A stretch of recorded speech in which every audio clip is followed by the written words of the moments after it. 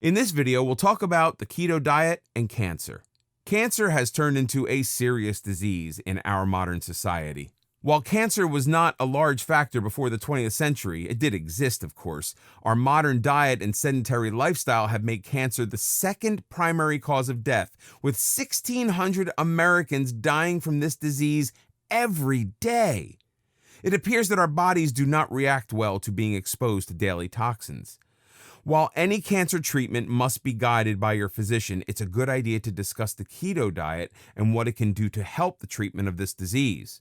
A cancer-specific keto diet may consist of as much as 90% fat. There's a very good reason for that. What doctors do know is that cancer cells feed off carbohydrates and sugar. That's what helps them grow and multiply in number. As we've seen, the keto diet dramatically reduces our carbohydrate and sugar consumption as our metabolism is altered. What the keto diet does, in essence, is remove the food on which the cancer cells feed and starves them. The result is that the cancer cells may die, multiply at a slower rate, or decrease. Another reason why a keto diet is able to slow down the growth of cancer cells is that by reducing calories, cancer cells have less energy to develop and grow in the first place.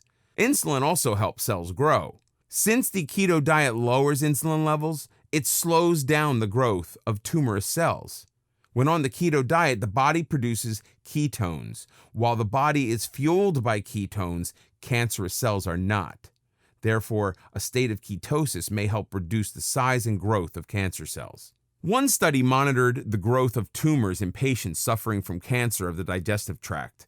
Of those patients who received a high carbohydrate diet, tumors showed a 32.2% in growth. Patients on a keto diet showed a 24.3% growth in their tumor. The difference is quite significant. Another study involved 5 patients who combined chemotherapy with a keto diet. 3 of these patients went into remission. 2 patients showed a progression of the disease when they went off the keto diet. More studies are needed, but these numbers are encouraging. The keto diet may help prevent cancer from occurring in diabetic patients in the first place. People with diabetes have a higher risk level to develop cancer due to elevated blood sugar levels. Since the ketogenic diet is extremely effective at decreasing the levels of blood sugar, it may prevent the initial onset of cancer. From what research has discovered so far, the ketogenic diet may stop the growth of cancer cells, help replace cancerous cells with healthy cells, change the body's metabolism, and enable the body to starve cancer cells by depriving them of needed nutrition. By lowering the body's insulin level, the ketogenic body may prevent the onset of cancer cells. On a ketogenic diet, specifically for cancer, your fat should be at 75 to 90%, protein 15 to 20%, and less than 5% carbohydrates.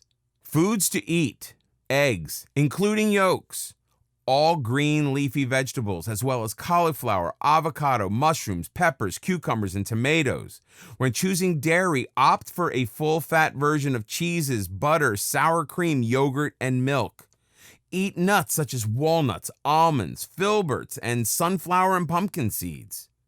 Foods to eat in moderation: have 1 helping of root vegetables, such as yams, parsnips, carrots, and turnips every day. Fruits contain sugar, so treat them like candy, 1 small piece per day.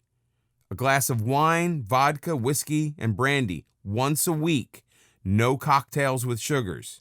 A small piece of chocolate with 75% or higher cocoa content once a week.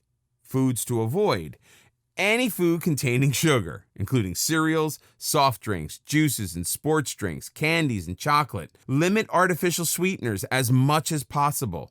Starchy foods such as pasta and potatoes, breads, potato chips and French fries, cooking oils and margarine. All beers.